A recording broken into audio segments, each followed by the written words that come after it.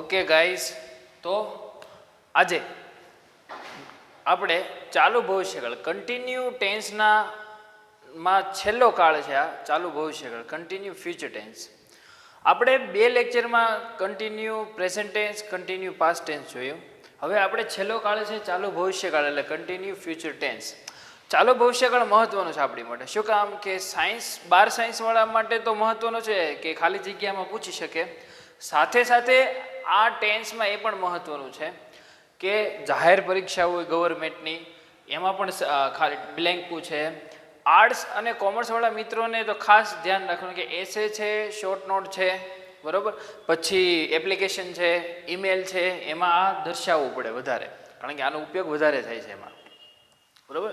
આપણે જોઈ મેં ઇઝી રીતે અહીંયા સેમ્પલ એટલા એક્ઝામ્પલ મેં મૂકેલા છે અહીંયા કે તમને એટલા એક્ઝામ્પલ કરશો તો હું એમ કહી શકું તમને 80 થી 90% તમને આવડી શકે, પણ મહેનત નહીં હોય તો 30% આવડીએ, બરાબર.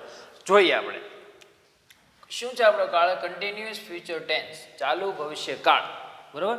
હવે ચાલુ ભવિષ્યકાળ ભવિષ્ય ટૂંકમાં કહી શકે કે ભવિષ્યમાં ક્રિયા થવાની છે, ભવિષ્યમાં ક્રિયા થવાની છે.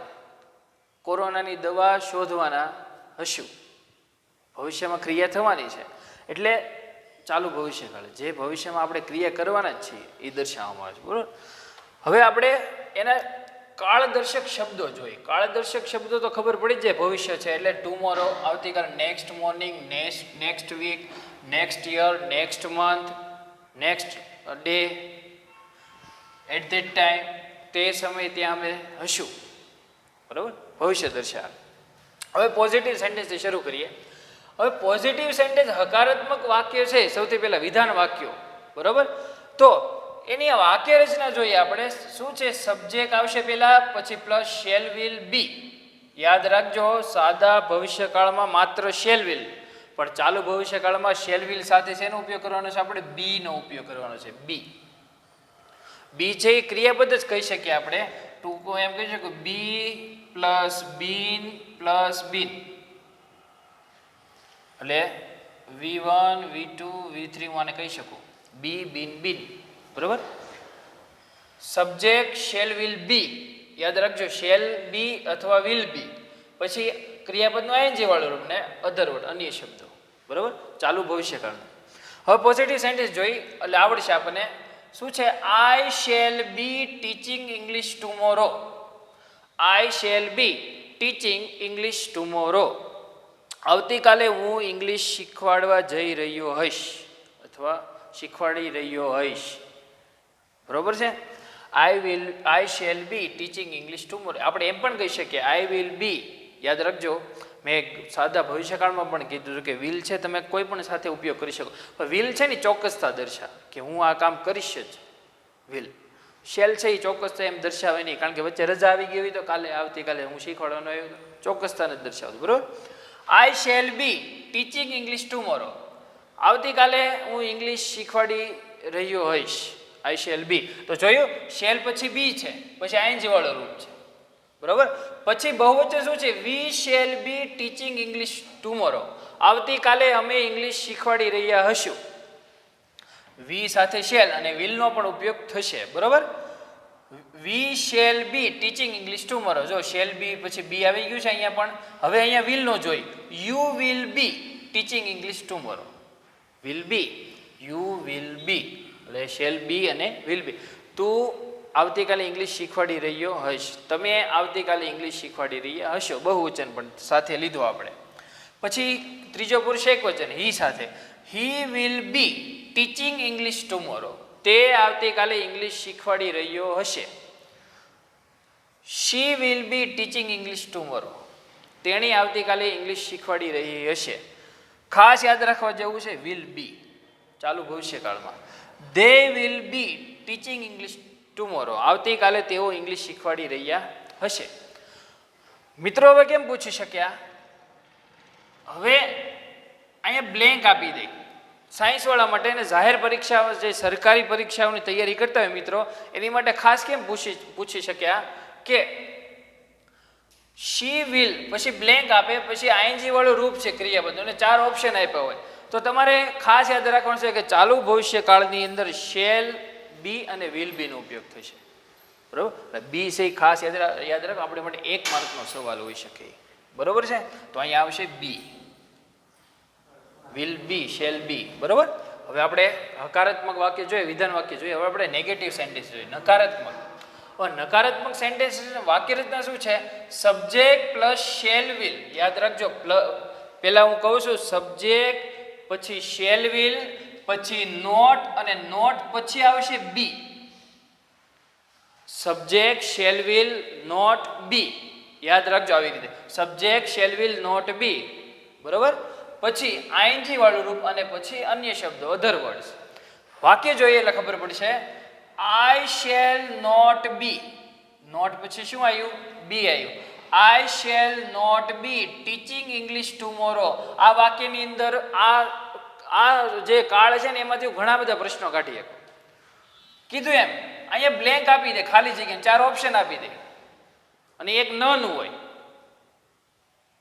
ઉપરમાંથી એક નહીં, તો ઘણા દોઢ ડાયા હોય એમ કે ઉપરમાંથી આમાં કાંઈ આવે જ નહીં, કારણ કે સાદો ભવિષ્યકાળ જ શીખ્યા હોય, આમાં વધારે મહેનત કરી હોય નહીં. તો ખાસ ધ્યાન રાખજો કે ચાલુ ભવિષ્યકાળની અંદર નકાર વાક્ય છે એમાં subject, shall will plus not ને પછી બી આવશે, બરાબર. તો અહીં શું આવશે? I shall not be teaching English tomorrow. આવતીકાલે હું ઇંગ્લિશ શીખવાડવા જઈ રહ્યો ન હશ, નકાર. પછી we shall not be teaching English tomorrow. જો શેલ પછી નોટ, શેલ પછી નોટ, પછી બી. યાદ રાખજો, આ ખાસ મહત્વનું છે. We shall not be teaching English tomorrow. આવતીકાલે અમે ઇંગ્લિશ શીખવાડવા જઈ રહ્યા ન હશું, નકાર. પછી you will not be teaching English tomorrow. હું આટલા બધા વાક્ય મેં શું કામ બનાવ્યા છે કે આટલા જ ખાલી વાક્યની અંદર પ્રેક્ટિસ થઈ શકે આપણી. હું એક વાક્ય તમને લખી દઉં કે અહીંયા નોટ પછી બી આવે ને એકમાં કંઈ થાય નહીં, એમ હરખો ઓડકાર આવે નહીં. You will not be teaching English tomorrow. આવતીકાલે તમે અથવા તું ઇંગ્લિશ શીખવાડવા જઈ રહ્યો ન હશે અથવા જઈ રહ્યા ન હશો. પછી he will not be teaching English tomorrow. આવતીકાલે તે ઇંગ્લિશ શીખવાડવા જઈ રહ્યો ન હશે. હી વિલ નોટ બી, ખાસ તો મહત્વનું છે, નોટ પછી બી આવશે, નકારવા. She will not be teaching English tomorrow. તેણી આવતીકાલે ઇંગ્લિશ શીખવાડવા જઈ રહી ન હશે. And last, they will not be teaching English tomorrow. આવતીકાલે તેઓ ઇંગ્લિશ શીખવાડવા જઈ રહ્યા ન હશે. તો મિત્રો ખાસ નેગેટિવમાં ધ્યાન રાખજો કે શેલ વિલ પછી નોટ અને પછી બી લખવાનું છે અને આગળ છે કરતા આવે સબ્જેક્ટ, બરોબર. હવે લાસ્ટ પ્રશ્નાર્થ વાક્ય જોઈ લઈએ. પ્રશ્નાર્થ વાક્ય પણ મહત્વનું છે આપણી માટે, કારણ કે આ ટેન્સની અંદર ઘણા પ્રશ્નો નીકળી શકે, એમાં બ્લેન્ક્સ વધારે નીકળે.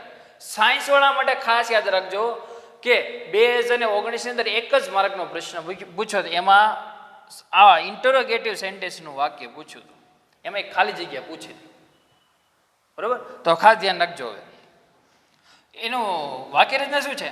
ઇન્ટરોગેટિવ પ્રશ્ન. શેલ વિલ આગળ આવશે, વાક્યની શેલ વિલ આગળ આવશે. પછી કરતા છે, કરતા પછી ડાયરેક્ટ તમારે બી નો ઉપયોગ કરવાનો છે, બી.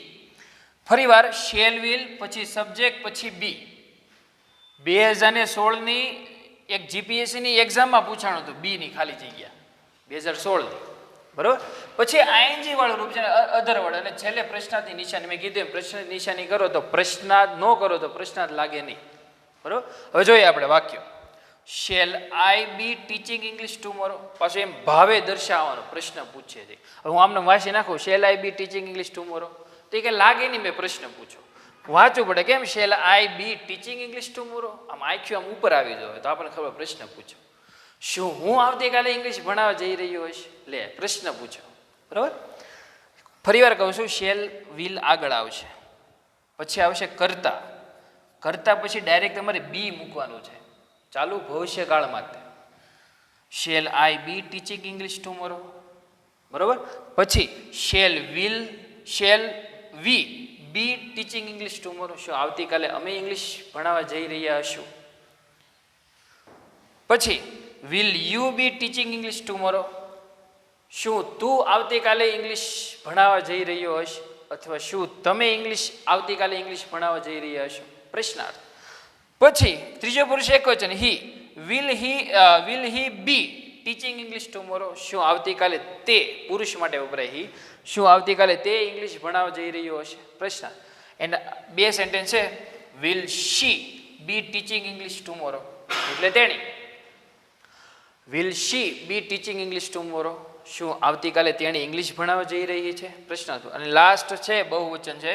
Will they B teaching English tomorrow, શું આવતીકાલે તેઓ ઇંગ્લિશ ભણાવવા જઈ રહ્યા હશે. પ્રશ્નાર્થ. તો મિત્રો ચાલુ કાળના 3 જોયા. સૌથી પહેલાં સિમ્પલ ટેન્સના 3 ટેન્સ જોઈ લીધા આપણે. પછી કન્ટિન્યુ ટેન્સના 3 જોઈ. હવે નેક્સ્ટ લેક્ચરમાં આપણે પરફેક્ટ ટેન્સ જોઈશું. બરાબર, મહત્વના છે, ખાસ મહત્વના હું કહી શકું. એમાં આપણી માટે ખાસ મહત્વનો આ ટેન્સ છે, એટલે યાદ રાખજો તમે. Thank you.